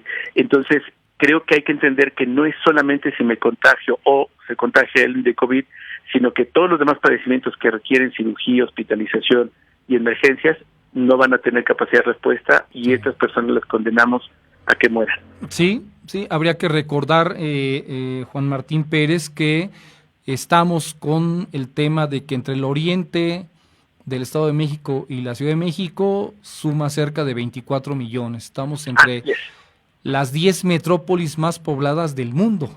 Ergo, el peligro se eleva mucho más por la concentración de gente. Así es, y hay que agregar también otros estudios que han mostrado que las ciudades altamente contaminadas como México, Tokio y otras, también hay una asociación de un incremento de casos de COVID, porque ya de por sí, por los altos niveles de contaminación atmosférica, nuestros pulmones estaban frágiles. Entonces hay que recordar que tenemos muchos factores predisponentes que podrían hacer un escenario realmente dramático en esta zona del país, y que lo que estamos viendo en Europa puede sonar ahora escandaloso, pero va a quedar muy corto si nosotros no tomamos medidas apropiadas. Hoy pues hay que sugerirle al propio gobierno federal y a los gobiernos de los estados, a lo mejor si no tienen tiempo para hacer spots ahora y este tipo de cuestiones, habría que recuperar esa campaña de cuenta hasta 10 antes de pegar a tus niños. Creo que la hizo el Chavo del 8, o la hizo Chespirito, o el Chapulín Colorado, algo así que tiene. ¿Quién lo hizo? Sí, yo creo que, bueno, de hecho hemos estado en diálogo con las autoridades de infancia aquí en México, con el Sistema Nacional de Protección Integral, conminando, urgiendo a que se puedan hacer esas cosas. Obviamente no depende de ellos porque son un mecanismo de coordinación, pero sabemos que están en esa tarea. Hemos dialogado también con la Secretaría de Cultura, que además es ahí un espacio natural donde pueden gestar y desarrollar materiales, y lo que nos cuentan es que están literalmente recopilando todo lo que se están encontrando de otros años para poderlo usar en este momento. Entonces esperemos que pronto tengamos evidencia de ello, porque reitero, lo que necesitamos es una respuesta de Estado, no acciones aisladas, que eso mismo ahora no ayudan en prácticamente nada. Totalmente de acuerdo en esa parte. Oye, Juan Martín, solamente confirmar esto que escuché hoy en la mañana, que tú tengas la cifra, seguramente sí se ha elevado poquito más del 30% el tema de la violencia en los hogares en este momento. Hay dos fuentes de información ahora que nosotros estamos manejando de personas conocidas o instituciones conocidas. Fuentes oficiales no hay hasta donde nosotros conocemos. En este periodo de pandemia, la Red Nacional de Refugios para Mujeres Víctimas de Violencia refiere un incremento del 78%, de acuerdo a sus registros. El Consejo Ciudadano de Seguridad, que tiene además una línea de ayuda, han reportado un incremento del 50% de llamadas de auxilio de niños, niñas y mujeres por hechos de violencia. Hemos insistido con las autoridades federales y de la Ciudad de México y que puedan informar sobre estos datos, concretamente a través de Locatel o otras líneas, pero hasta ahora no hemos tenido una respuesta positiva. Oye, pues me quedo pasmado. Es un porcentaje altísimo. Efectivamente, y hay que recordar que los refugios son organizaciones sociales que además siguen esperando el recurso público, porque recordemos que pues esto se vio afectado desde la llegada de esta nueva administración, que decidió en una austeridad un poco absurda cortar recursos en todos lados y sin priorizar o diferenciar aquellos vinculados a violencia que claramente, insisto en esto, representan vidas. Oye, porque quien se está viendo violentada como mujeres y niños, ¿a dónde se van? Y más ahora en una lógica de pandemia, y regresemos a este cuadro que es muy real para un número muy alto de la población, que son habitaciones muy pequeñitas, departamentos de 49 metros, donde apenas cabe la familia, y recibir a una mujer con sus hijos, esto no es viable. El sistema judicial, las colegas de X Justicia para las Mujeres, acaban de presentar un informe que está en su página de internet, así lo pueden buscar, X Justicia para las Mujeres, y observaron que con este tema de la pandemia se mandó a su casa para teletrabajo a la mayor parte del personal del sistema judicial. Eso ha reducido su capacidad de respuesta y la capacidad de ofrecer medidas de protección a mujeres víctimas de violencia también se ha reducido, incrementando con ello el riesgo de violencia y de feminicidios. Mucha gente dirá, quien se está viendo violentado entre mujeres y niños, dirán, mándenos un refugio, aunque estemos no en sana distancia, pero no tenemos en corto las golpizas que nos están dando. Así es, y por eso es tan importante llamar al público que nos escucha a que, digamos, asumamos que la violencia es una responsabilidad de todas y todos, y podemos intervenir, y podemos y debemos de avisar a las autoridades y exigir que cumplan con sus obligaciones, que más allá de la pandemia no quedan ni congeladas ni suspendidas. La obligación de proteger a niños y niñas y a mujeres de violencia es algo que está en el marco de ley y tenemos que exigir que se cumpla. Y sobre una realidad, Juan Martín, que es un país donde se le invita a la gente que se quede en casa, pero un país profundamente violento y con una tremenda doble moral dentro de las familias, que salen a la calle y dicen que todo está bien, pero dentro de sus hogares hay golpizas, violencia hasta sexual, también contra las hijas. Entonces, no es un tema fácil, no es, aparte del COVID-19, que hay que respetarlo por la dimensión que tiene, la otra parte está peligrosísima, estar soportando a alguien que, imagínate el padre de familia que es alcohólico y que no puede salir a la cantina, que es donde con sus cuates se la lleva a todo dar, y ahora ¿qué hace, no? Echarse el trago dentro de la casa, ponerse como fiera y surtirse a todos, ¿no? Efectivamente, y mira, yo creo que lo que se está anticipando es que por ahora es duro lo que se está viviendo y se está tratando de reducir el impacto sanitario y de pérdida de vidas fatales, pero lo que viene en términos económicos y sociales es enorme. Quizás hay que mirar hacia China y que donde el incremento de divorcios y violencia fue evidente. Lo que está sucediendo ahora tanto en Estados Unidos, está sucediendo en España e Italia, un incremento de divorcios, incremento de feminicidios, de castigo contra niños y niñas. Entonces, esto que viene va a ser bastante más grave de lo que estamos viendo ahora. Por eso, nuevamente, la urgencia de que aparezca el Estado. Y algún día logramos que aparezca el jefe del Estado mexicano, que ahora está ausente, para que, pues, desde esta lógica institucional y de las leyes en el país, pues, cumplamos con la responsabilidad para proteger vidas, no solamente por el COVID, sino también evitar pérdidas fatales por la violencia. Así es. Juan Martín Pérez, agradecerte la amabilidad de este tiempo, la orientación también, y estamos en contacto, si me lo permites, por favor. Gracias por la escucha, y bueno, pues hay que seguir insistiendo que niños y niñas están presentes acá en esta pandemia y les afecta mucho. Oye, si ustedes llegan a tener alguna campaña creativa en favor de la no violencia, nos la envías, por favor, y aquí lo estamos difundiendo, por supuesto que sin ningún costo, además. Qué amable, gracias. De hecho, les pediría si nos ayudan a distribuir y a darle reenvío a nuestros posts en redes sociales con el hashtag Niñez Primero. Con este hashtag Niñez Primero y otro hashtag Infancia Sin Violencia, estamos subiendo información, compartiendo materiales, y bueno, en breve estaremos también compartiendo una campaña. Me parece perfecto, Juan Martín, estamos en contacto entonces. Un abrazo, que estés muy bien. Gracias, fuerte abrazo. Nos vemos. Un placer en saludarte, hasta luego. Es el director ejecutivo de la Red por los Derechos de la Infancia en México y coordinador integrante de Tejiendo Redes Infancia en América y el Caribe, el licenciado Juan Martín Pérez García. Pues el escenario de la realidad es crítico, es ciertamente crítico. Reitero, nada más echando a volar la imaginación para quienes deben de llevar hoy una convivencia forzada, forzosa, y que hay parejas con los hijos pues que se ven de las 8 de la noche a las 10 y todo el mundo se va a dormir y se levantan a las 5, a las 6 porque a la escuela, al trabajo, y se ven poco. Y de repente, ¿cuál es el plan, verdad? Es decir, ¿cuál es el método de convivencia que vamos a tener cuando las familias hoy también están sentadas comiendo y pues están viendo la televisión o están con el teléfono? Ya no es esta convivencia de hace algunos años, no voy a decir décadas, sino de algunos años, en donde sobre todo los jóvenes, y es muy respetable el comportamiento que puedan tener o no, de traer el celular todo el tiempo, y entonces que sigue 2 horas en el celular, y luego, ¿qué le digo a mi papá? ¿Qué le digo a mi mamá? Algún instrumento musical. Hay muchos cursos y están baratos en internet también.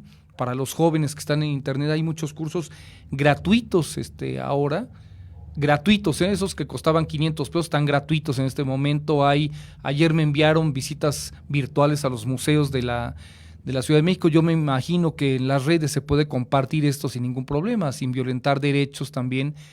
Quizá habría que checar si se puede esto compartir en las redes, la visita a los museos de nuestro país, a visita a museos en otros países, es decir, buscar fórmulas y pues hacer un llamado en todo caso a que en los hogares donde los padres tienen un exceso en el consumo de alcohol, pues nada más que le bajen una rayita, que no los lleve a este estado alterado de conciencia en donde pierden la congruencia y entonces empiezan a ver a la familia como si fuera su enemigo, ¿no? Sobre todo por parte del género masculino. Entonces, ¿y qué defensa le queda a los chiquitines? ¿Qué defensa le queda a una mujer cuando ve pues que el tipo con el que convive después de 4 o 5 cubas que se avienta se pone como loco, y en un país extremadamente violento, con los códigos de violencia que se tienen, que lo más fácil es te pongo 3 catorrazos y vas a ver si no te quedas quieta o no se quedan quietos los chavos, ¿no? Tristemente, diríamos. Mensajes, a ver, ¿dónde me quedé? Oscar Chávez Espinosa, gracias. Emilio Trinidad Saldívar, Germán Pérez, también gracias por estar con nosotros. Celso Francisco Hernández Valencia también me dice. Lima Nala, hola, buenas tardes. De antemano, saludos cordiales, gracias. Pidiéndole a usted que haga un llamado a las autoridades competentes para que se les atienda a los penales por el estado insalubre en el que se encuentran, ya que no cuentan con los medicamentos necesarios de antemano. Seguimos al pendiente, muchas gracias. Sí, por supuesto, mire, mañana va a estar José Humberto Pérez Espinosa con nosotros. El día de hoy, José Humberto, déjeme compartirles, me hizo llegar muy temprano. A ver, ¿dónde está José Humberto? Regáleme unos segundos, lo encuentro de inmediato a José Humberto y se los comparto aquí. Me puso José Humberto, me puso: despierten a las y los compañeros para que lean la noticia. Ya ven que entrevistamos esta misma semana la situación de cómo están en los centros, dicen, de rehabilitación para menores también, una situación crítica.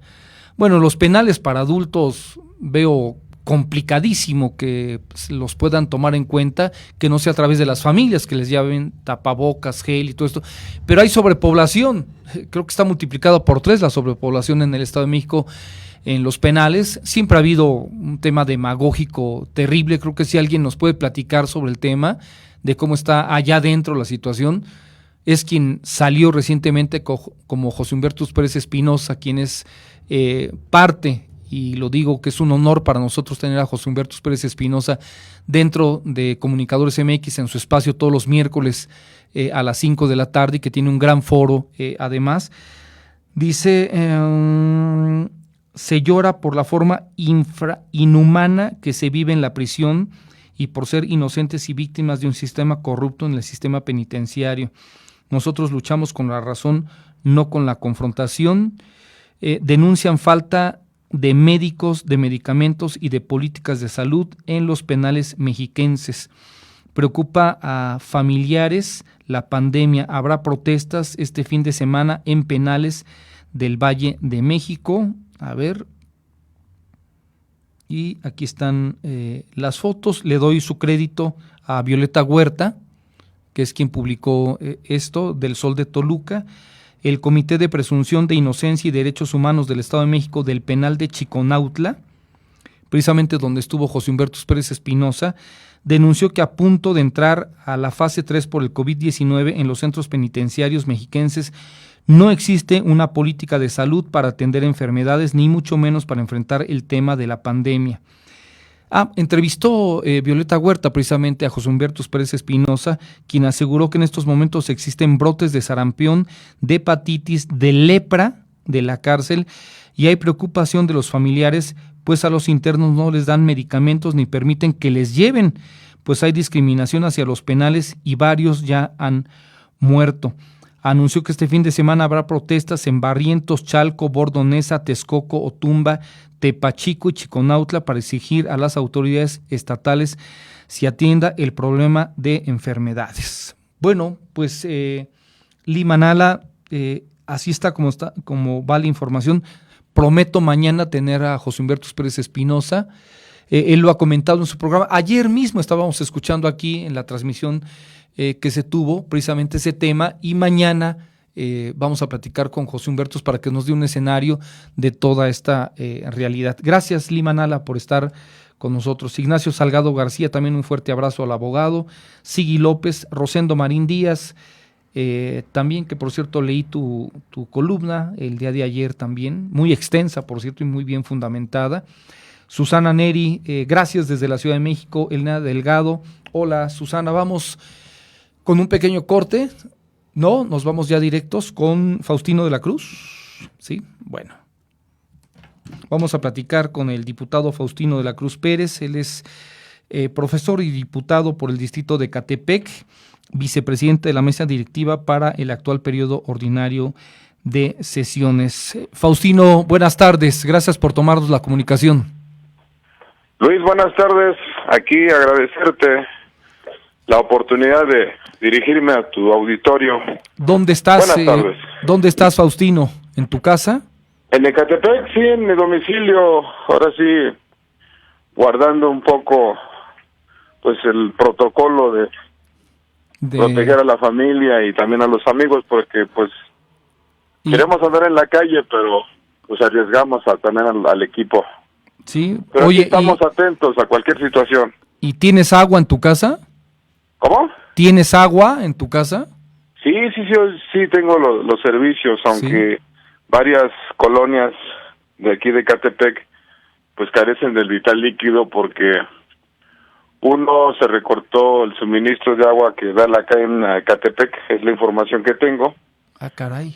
Y otro, pues el tema de lo colapsado que está el sistema descentralizado del agua que es APAS en Ecatepec, pues producto del saqueo de años. Sí. ¿No? Entonces tenemos el 30% del agua se va en fugas.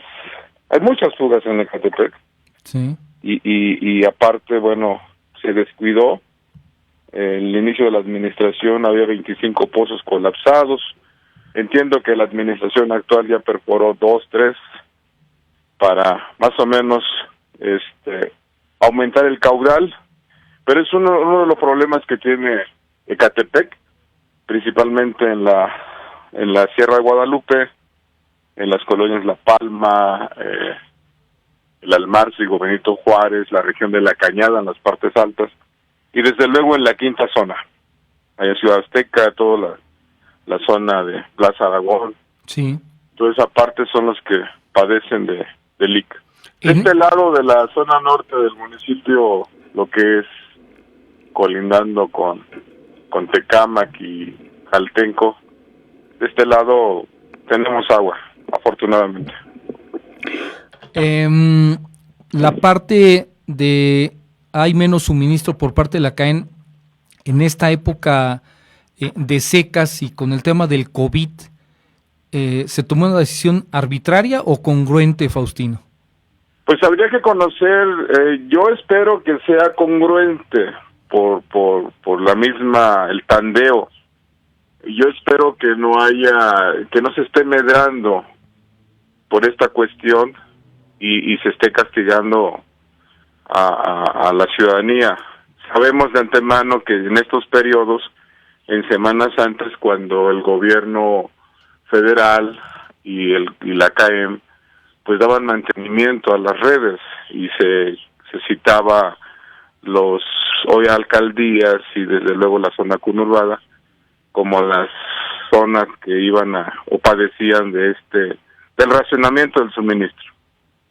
Pero bueno, ahorita sería muy lamentable que el organismo estuviera lucrando y castigando a la gente, en cierta forma, para desprestigiar los gobiernos. ¿Castigando porque Ecatepec ahora lo gobierna Morena? ¿Por eso? Pues es un bastión de la pandilla de Erubiel.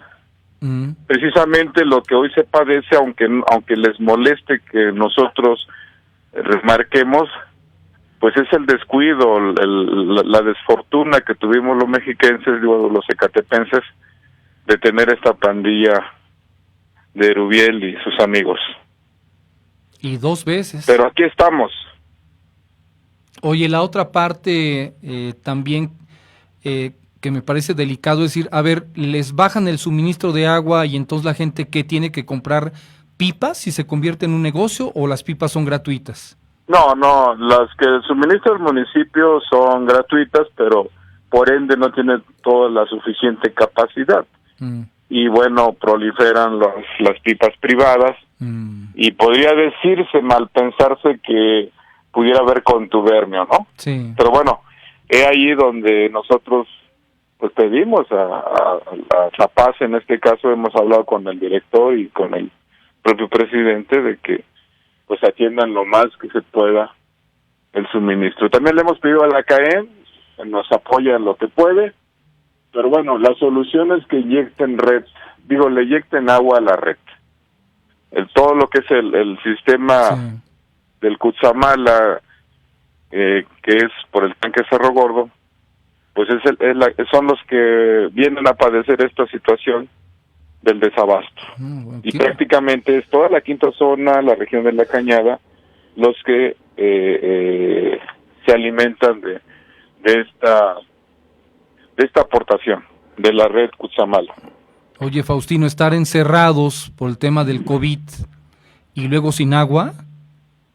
Sí, es un problema. Entonces no estamos atentos, o sea, estamos entre comillas encerrados, pero estamos gestionando precisamente el sistema del agua. Tiene que operar al 100%, la CAEM también y lo que es la Conagua, porque es de lo más vital.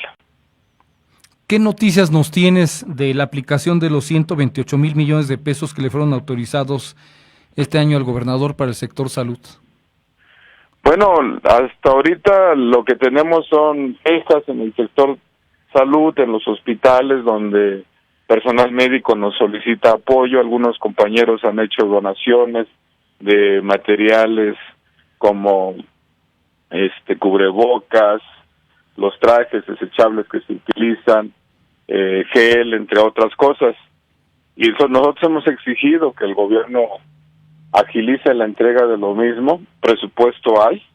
Y lo otro, lo que estamos planteando es que con carácter de urgente el gobernador pues ya dé a conocer un plan de reactivación económica. Necesitamos que se reduzca los salarios de los altos funcionarios, necesitamos que se transparenten los fideicomisos y esos fondos que por lo regular son opacos puedan salir a la luz y por ende hacer una bolsa que apoye a la gente más necesitada. No en el carácter clientelar de lo que somos testigos, de lo que hizo el PRI la semana pasada y principios de de dar despensas masivamente con lista en mano, operado por líderes priistas. Sí, habría que subrayar, Faustino de la Cruz, que estamos tratando el tema de Ecatepec, porque Ecatepec, de no ser que me corrijas, sigue siendo el municipio más poblado de todo el país. Es correcto. En realidad, ¿cuántos habitantes hay? ¿2 o 3 millones? A ver, tú que tienes la cercanía, el conocimiento de ese lugar, ubícanos. Pues nosotros desde hace 10 años hemos venido sosteniendo que en Ecatepec somos alrededor de 3 millones de gentes, cuando el INEGI pues habla de 1.6. Esperemos que en esta encuesta que se está practicando y cuando ahorita está parado, pues podamos tener ya mayor claridad en cuanto al número de habitantes que tiene Ecatepec. Nosotros hemos pensado que el INEGI junto con el gobierno en su momento pues maquillaron números porque pues tiene que ver con el tema de presupuesto. De presupuesto, así es. Entonces se los maquillaron en los sexenios pasados para que les llegara menos presupuesto entonces, porque la estadística, es decir, ¿qué te voy a decir? Hace 20 años aproximadamente, ¿Sí? Que hacía yo encuestas en esa zona, en Nesa, en Ecatepec, nosotros trabajábamos sobre la base de cerca de 2.800.000 habitantes en Ecatepec. Ujú. Y me parece que no estábamos tan errados, es decir, hicimos los No, estudios. nosotros traemos el pulso, conocemos Ecatepec, sabemos de su crecimiento poblacional que se dio a partir del sismo del 85, se poblaron los cerros, casi toda la Sierra de Guadalupe. Sí. En el año 2000, Onésimo Cepeda y precisamente Jorge Torres, el PRI, y Erubiel, pues autorizaron los crecimientos urbanos en lo que era la Sosa Texcoco, hoy las Américas. Se autorizó todos los héroes de Ecatepec, o lo que es parte de Ecatepec y desde luego de Tecámac. Sí. Y pues la verdad ya no tenemos tierra de reserva, excepto la sierra, pero lo que es la parte baja no tenemos superficie que pudiera decirse que susceptible para mantos de recarga acuífera, bosques, no lo tenemos. No, bueno, y con esa cantidad de población que además nosotros también nos basamos en una orientación que nos dieron sobre el número que había de recibos de luz, de contratos de luz. En aquel entonces me dijeron, son cerca de 500,000 contratos de luz, y habría que multiplicarlo aproximadamente por 5 o 6 personas por hogar. De ahí salían los 2.800.000 o los 3 millones de habitantes en aquel entonces en Ecatepec, Faustino. Más la gente colgada. Sí, claro, más los colgados. Y todas las zonas que crecieron del 2005 para acá, sí, que son zonas irregulares, toda la zona de la Laguna Chiconautla, acá de este lado Luis Donaldo Colosio, que se han ido regularizando del lado de acá de Colosio, pero igual en Chiconautla, pero sí sigue habiendo zonas, existen zonas irregulares. Sí. Oye, ¿cuántos hospitales y clínicas tienes la referencia Ecatepec específicamente? En Ecatepec hay un promedio de hospitales hay 2 del gobierno del estado y los demás son 3, 4 del IMSS y de ahí algunos centros de salud. No hay lo suficiente. De hecho, en la zona de Ciudad Cuauhtémoc había una clínica materno-infantil y precisamente la administración del Mazo lo cerró. Y Erubiel había prometido ahí hacer todo un hospital, como lo es acá en la López Portillo, que también está inconcluso, y como lo es en Guadalupe Victoria, que prometió, hasta colocaron la primera piedra, el tal Monje y Erubiel, sí, y pues hoy no hay nada. Cero. Sí. Oye, absolutamente insuficiente en caso de una crisis. La gente de Ecatepec corre a la Ciudad de México, o sea, tenemos gente que corre al Hospital General, corre al Hospital Juárez, al de la Mujer, en fin, sin la Ciudad de México, Ecatepec, la verdad viviría una crisis en materia de salud. Esa donde finalmente es la opción, porque Ecatepec no tiene la suficiencia en lo absoluto. No, o sea, faltó planeación, creció a lo desmedido, se negoció con la tierra, se autorizaron los fraccionamientos y desde luego no se ordenó el crecimiento irregular, o sea, sí, por eso fue irregular y pues hay colonias como la que yo vivo, sí, que no hay un metro cuadrado de área verde. Nada en lo absoluto. No, se vendió todo, por más que exigíamos que el gobierno parara, ordenara, nunca lo hizo. Sí. Y por lo poco que hay, como en las escuelas, pues fueron producto de trabajo comunitario que realizamos y obligamos al gobierno en cierta forma, pues comprar la tierra, pero aquí en la comunidad donde yo vivo, Ejidos de San Cristóbal, pues tenemos la primaria con 2.500 metros cuadrados, ¿no? Y otra también tiene en promedio de 2.000 a 1.500 metros, cuando oficialmente mínimo deben de tener 5.000 metros cuadrados. Sí, media hectárea. Media hectárea. Sí, la última vez que yo transmití de Ecatepec, hace unos 5 años aproximadamente, realmente el análisis o la percepción que tuve, en todo caso, más bien percepción, es que el tema de sobrepoblación y de falta de planeación, como debía ser, es prácticamente irreversible en Ecatepec. Sí, lo que urge es la regularización, sí. Urge en cierta forma la expropiación de algunas áreas que todavía por ahí están, muy muy chiquitas, para al menos tener algunos pulmones para esta zona conurbada. Urge que la gente le tuvieran propuestas para irse a vivir a otro lugar y ser más felices y pasársela mejor, darles opciones también, Faustino. Sí, claro. Pues aquí estamos. Muy bien. Es cuestión de ordenar. Ecatepec requiere ordenamiento. Se requieren actos de gobierno. Y en eso, por ejemplo, me acaban de denunciar que hay acá en La Guadalupana, que es un fraccionamiento donde un particular se ha adueñado de unas canchas y el señor está regando ahí el pasto para que crezca cuando en otros lados no hay agua, ¿no? Pero hay permisibilidad o hay ausencia de actos de gobierno. Ya lo reportamos, esperamos que actúen en consecuencia.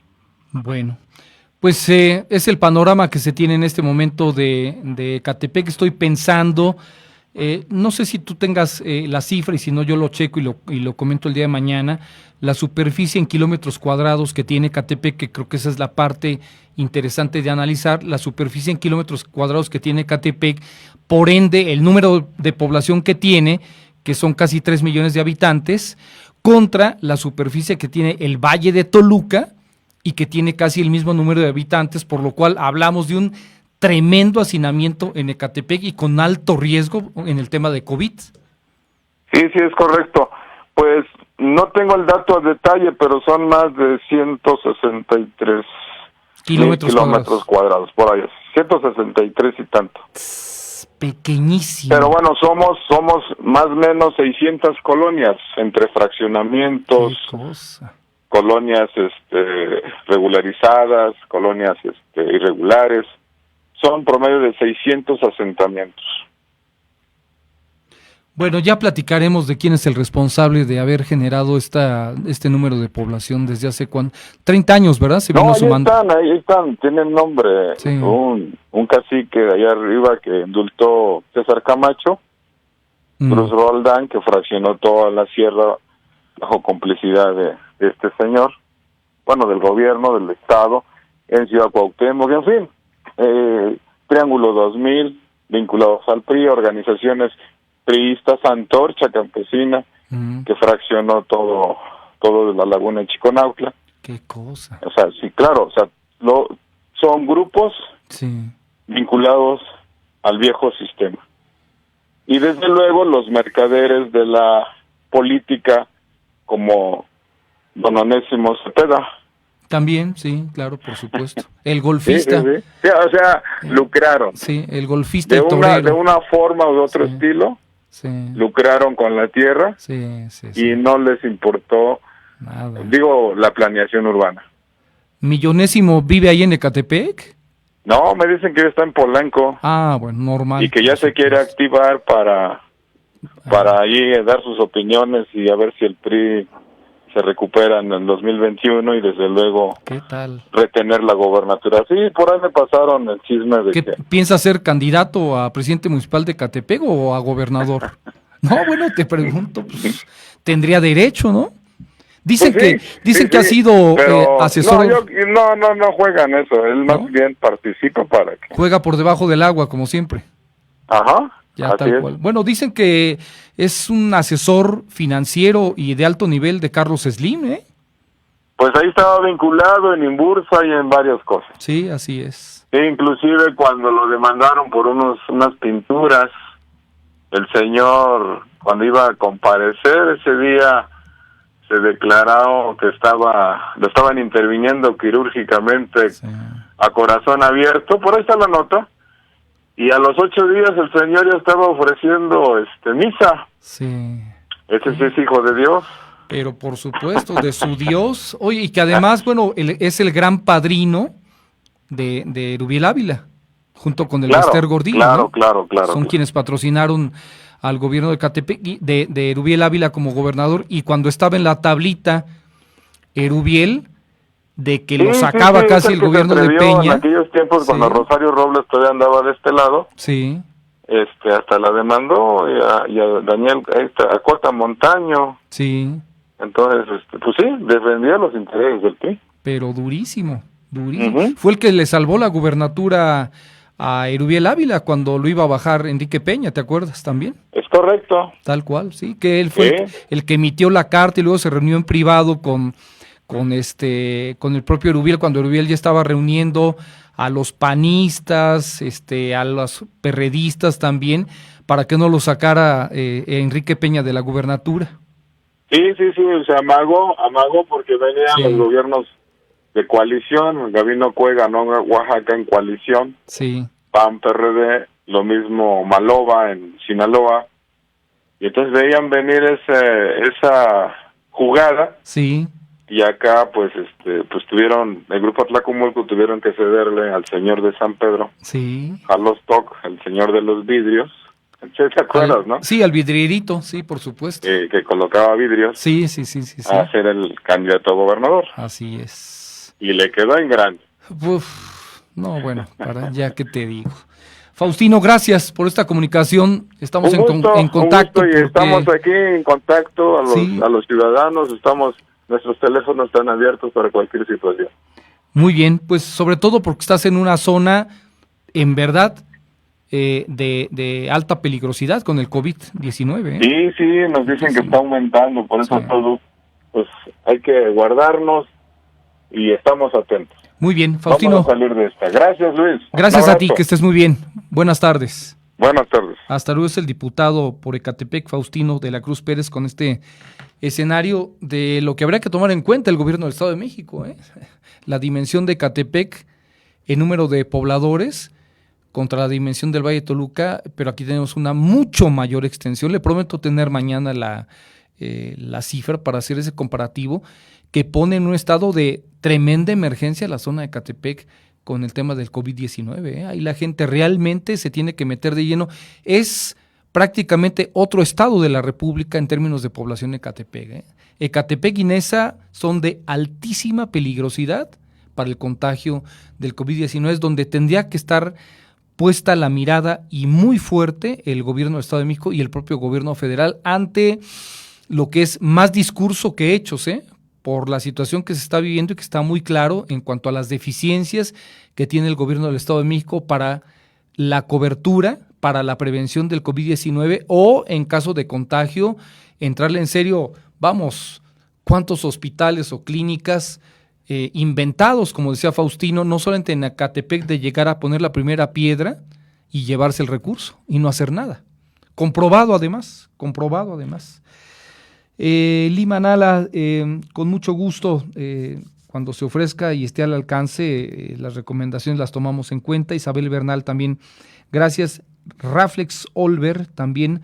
Mauro Hernández, Gaona, me supongo que es Mauro, el excelentísimo fotógrafo Mauro Hernández. Oye, Mauro, ¿y por qué no nos mandas fotografías y en los cortes que tenemos las podemos poner, tus maravillosas fotografías, el trabajo creativo que tienes, que llegamos a comprarle algunas fotografías a Mauro, pero además fue un maravilloso colaborador en una sección que teníamos en la revista Cambio Estado de México. También te mando un abrazo muy fuerte, Mauro. Y Yolanda Z. Sanjurjo, que está también con nosotros en la plataforma. Vamos con un corte, cuando son las 2 de la tarde, ya con 30 minutos.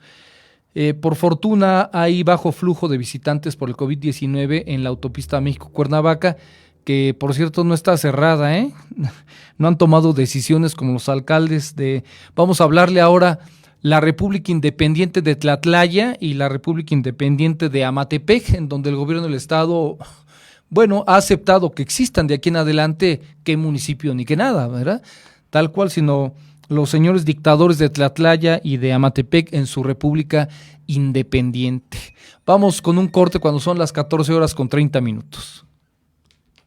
Nesa apoyamos el comercio local. Si tienes un restaurante, fonda, cocina económica o algún negocio similar y vendes comida a domicilio, queremos ayudarte promocionando tus servicios. Envía un inbox a la página de Facebook H.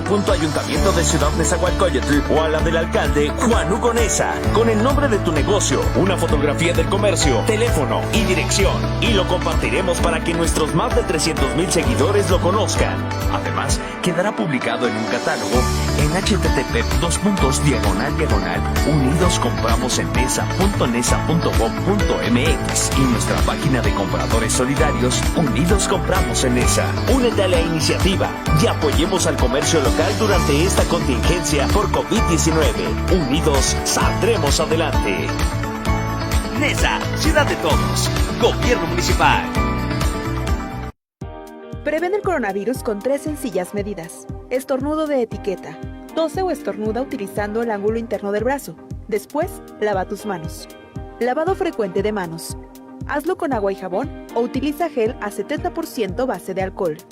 Si tienes una infección respiratoria, acude al médico y resguárdate en casa.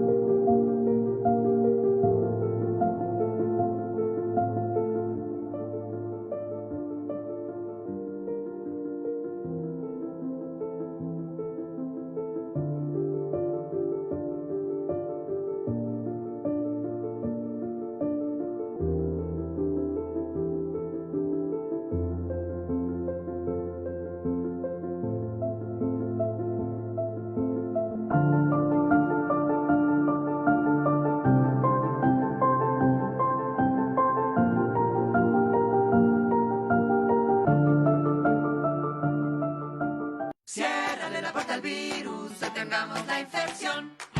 Quítate la paranoia y no difundas noticias falsas. Lávate las manos siempre y desinfecta constantemente. Todo lo que te acerques a la boca y verás que así a ti no te toca. Tápate con tu antebrazo el estornudo y el salivazo. Déjame que te salude haciendo ojitos muy de lejitos. Yo sé que has sido siempre mi colega, pero verás que así no te pega. Gobierno de México. Las 2 de la tarde con 32 minutos. Les vamos a compartir las fotografías de lo acontecido tanto en Tlatlaya como en la República de Tlatlaya, la República Independiente de Tlatlaya y la República Independiente de Amatepec, donde han determinado cerrar las carreteras y que seguramente pues no son de jurisdicción municipal en lo absoluto, ¿verdad? Sino estatal y debe de ser federal ante la ignorancia de quienes componen los cabildos de estas repúblicas independientes. Ya no son municipios del Estado de México, ya son repúblicas independientes. Ahí están ya. A ver, para poderlas compartir. Ahí está, Amatepec y Tlatlaya. Se les comenta que a partir de esta fecha se tomó la decisión de cerrar las vías de acceso por la comunidad de Bejucos y San Felipe de Jesús. El único acceso para estos dos municipios será por Cuervos y Palos Altos. El ingreso será solo para proveedores de comestibles y personal. Y con todo y la policía municipal, según las fotos que estoy viendo, son de La Silla Rota. Gracias a La Silla Rota por permitirnos usar sus fotografías. Ahí se ve las camionetas que usaron y cómo cerraron los caminos. Con todo y policía municipal, sin tener facultades dentro de ese tipo de vías. Así es como lo hacen.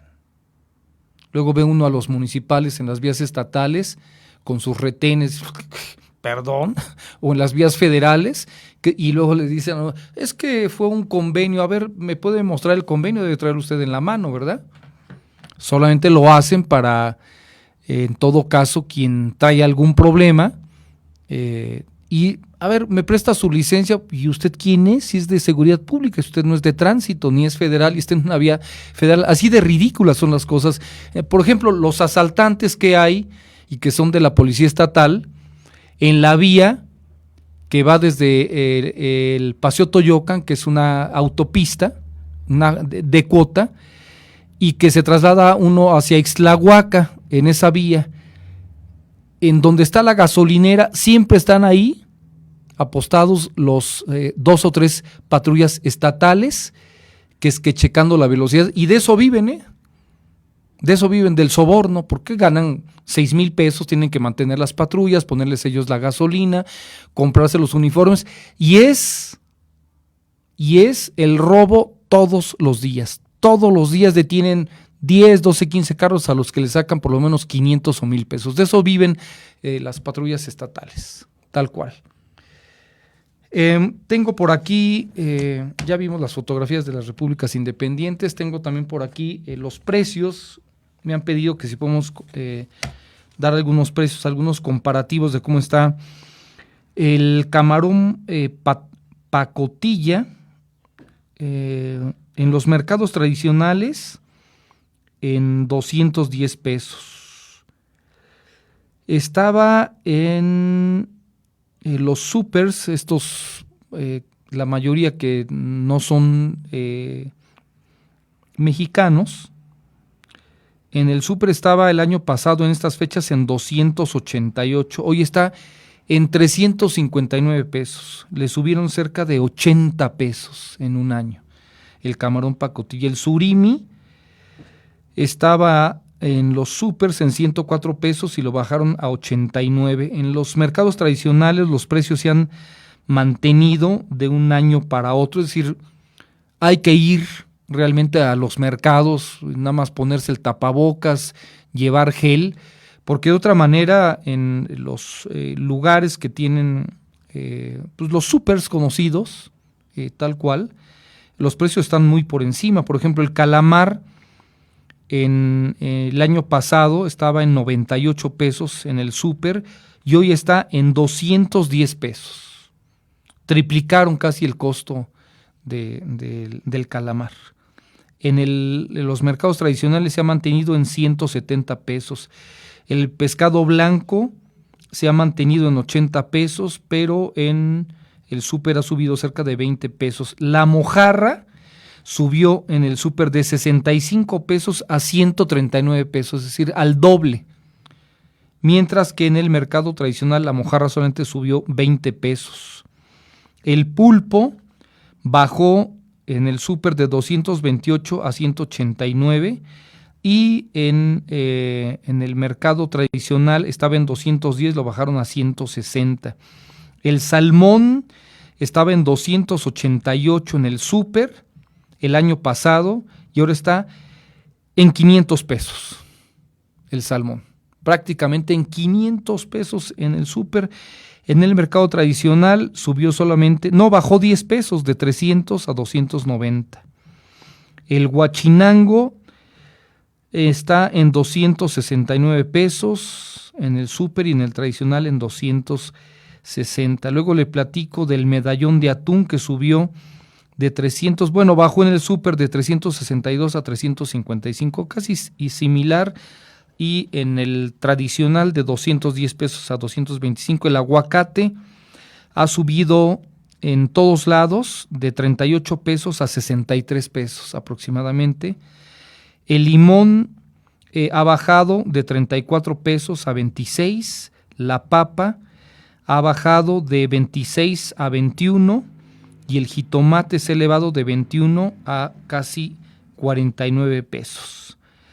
Una comida para 5 personas, el costo promedio está en tortitas de atún en 200 pesos, pescado capeado en 200 pesos, las mojarras al mojo de ajo para 5 personas, 225 pesos, arroz con camarón 250 pesos, cóctel de mariscos 250, calamar a la veracruzana 200 pesos. Me quedé pensando, y para casi todas las familias de la gente que está en las empresas y come va al comedor de la empresa y le cuesta la comida 20 pesos y ahora tiene que ser la comida en casa, ¿cómo se les incrementa también el costo?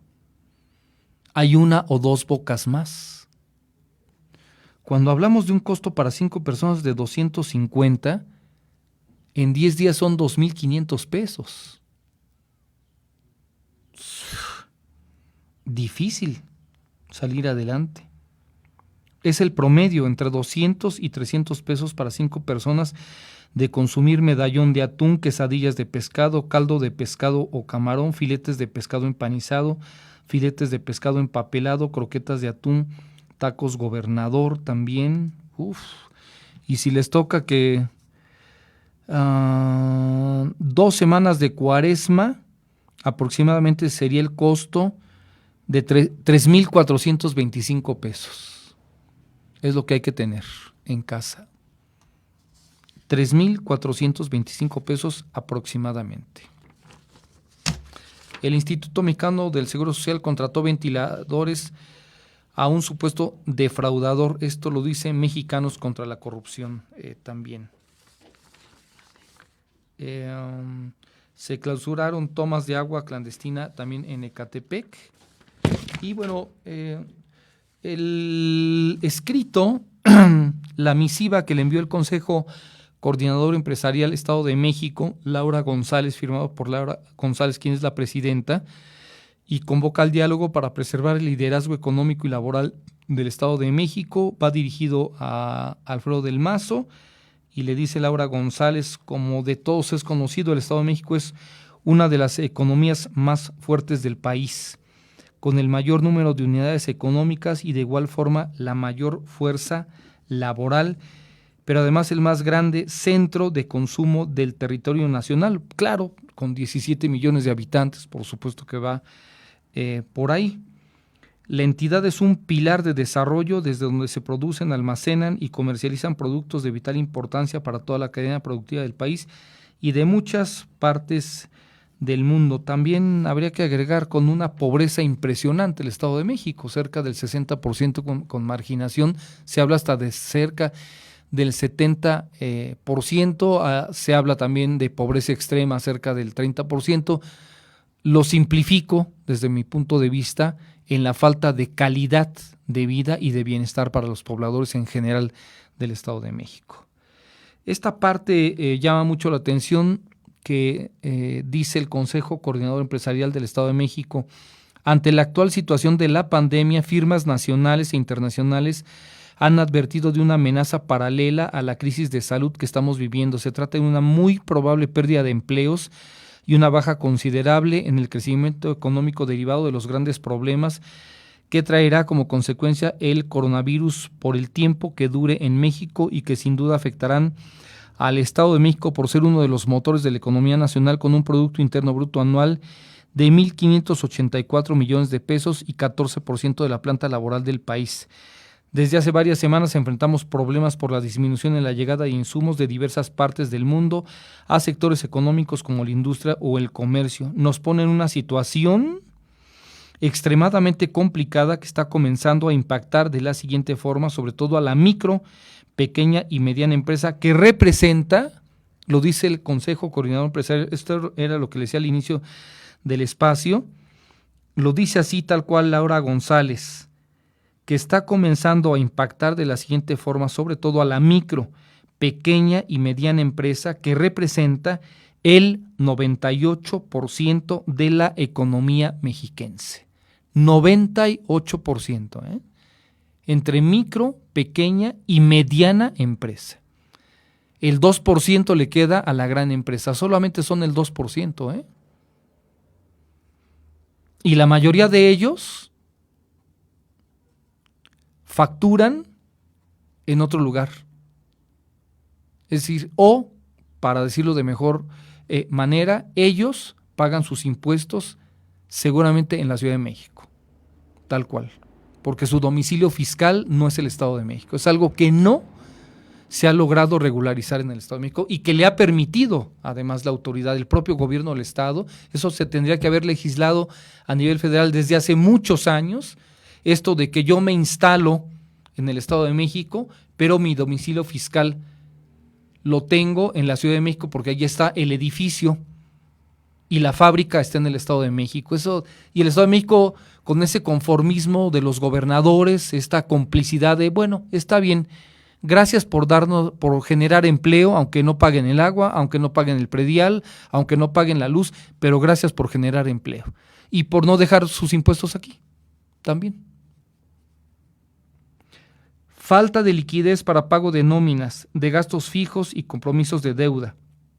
Esta falta de solvencia por la abrupta baja de ingresos está comprometiendo el pago de rentas, servicios y contribuciones. Incluso debemos señalar que hay empresas en este momento que ya han tenido que parar actividades, no por las disposiciones, sino por los paros técnicos y por no poder continuar operando bajo condiciones financieras adversas.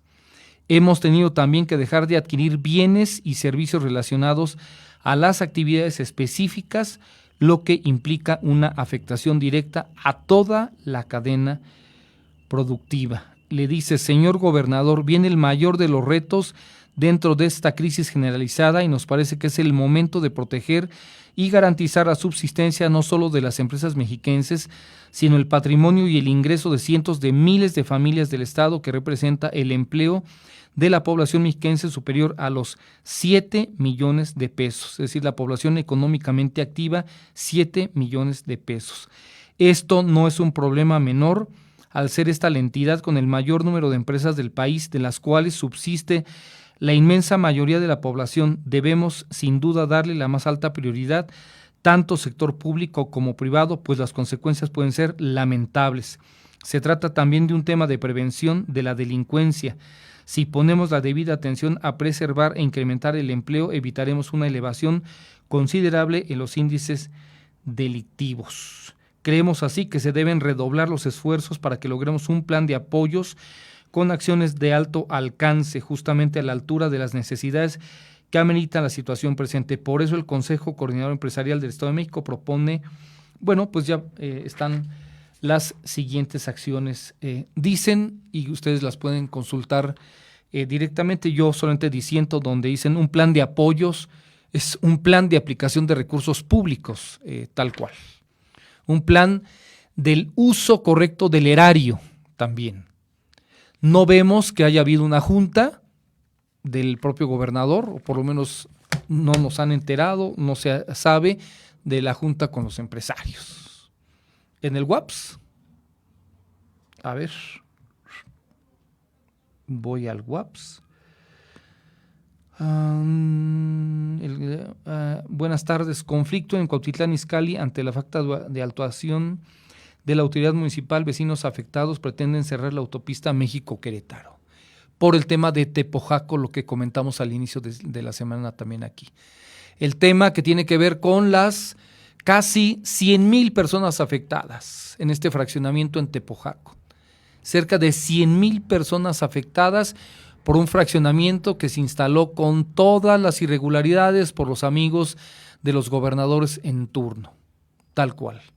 Empezando porque ese gobierno comenzó a través toda la documentación, permisos, se empezaron a dar en el gobierno de César Camacho Quirós y la continuidad en el gobierno de Arturo Montiel. Hoy tienen en una crisis severísima a cerca de 100,000 pobladores de Cuautitlán Izcalli en Tepojaco, como lo platicamos. Ningún tema menor, dicen, por la falta de actuación de la autoridad municipal. Vaya paquetazo que les dejaron. Dice Yolanda Sanjurio, dice, y si pensamos en los que han sido despedidos o suspendidos temporalmente, no, dice, yo vivo angustiada y aquí sin salir, en fin. Pues sí, hay que tomar aire, Yolanda, hay que tomar aire ante la situación. Les compartimos un video de cómo está Acapulco para que aquellos que piensan que se pueden asentar en una playa, pues simple y sencillamente la invitación es de que no lo hagan. Acaban de asesinar a balazos a un defensor ambiental en Veracruz también. Nada más y nada menos. Vamos con el video de la playa.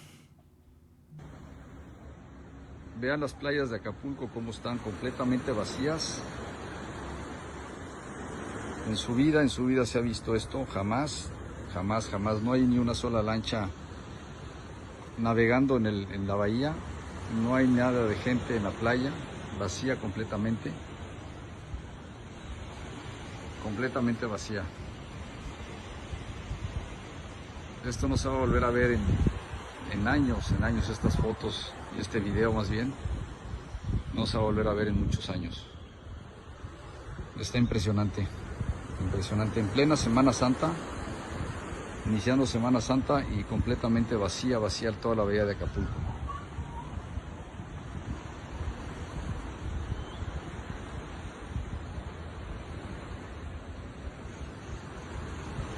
Son lanchas estacionadas nada más que hay ahí, pero no ves navegando ni una sola lancha en ningún lado.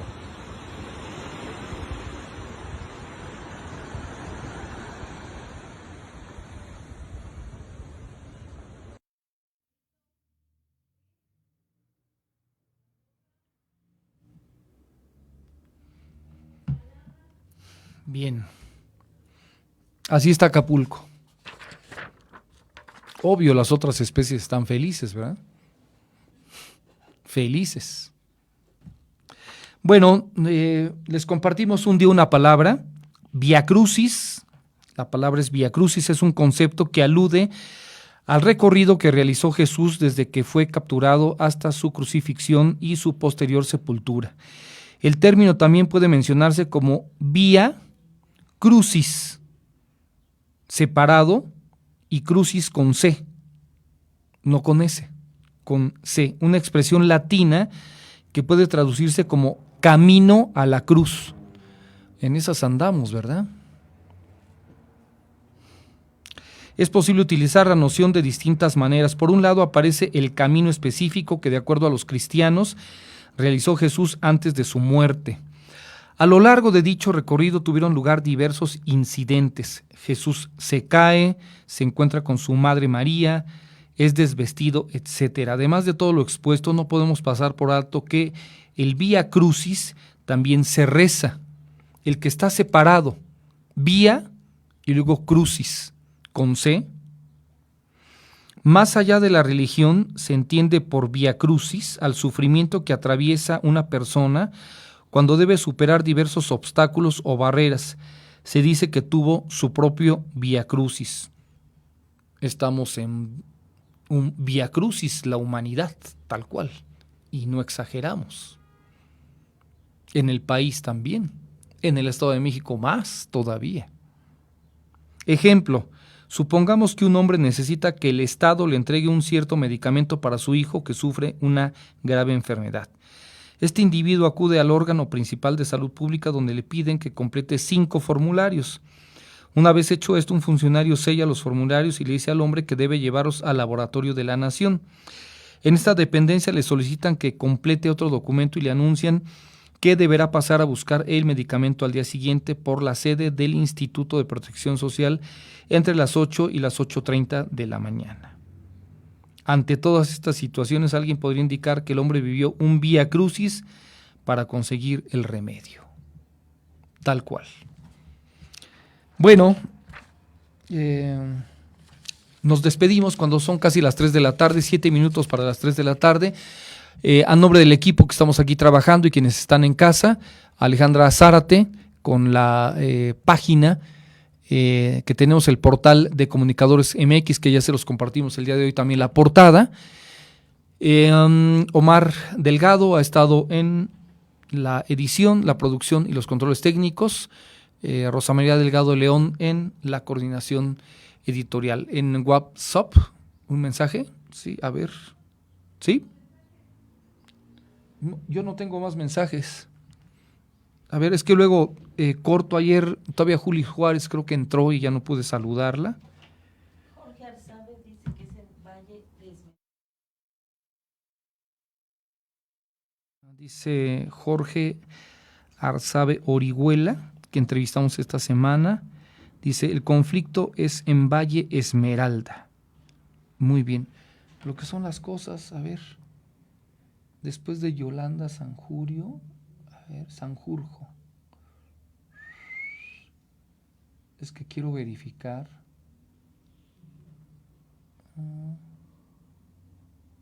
¿Por qué a mí no me llegó? Celso. No. Qué chistoso. A ti sí te llegó y a mí no me llegó. Bueno, atendidos. Ángeles Antonio, gracias. Le aprecio mucho los comentarios, Ángeles Antonio. Muy amable, de verdad, se lo aprecio mucho. ¿Quién más?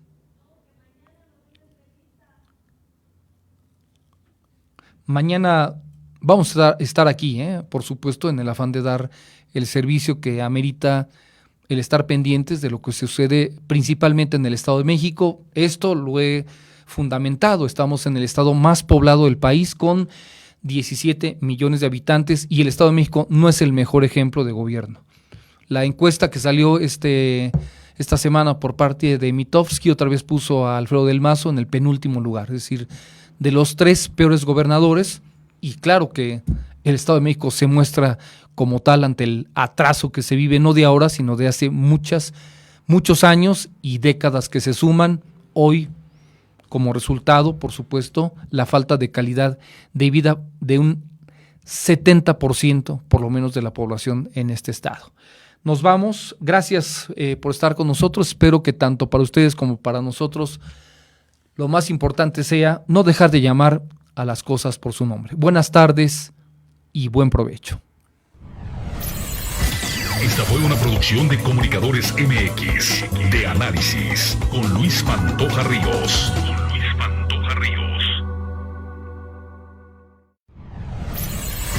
Esta fue una producción de Comunicadores MX, de análisis, con Luis Pantoja Ríos.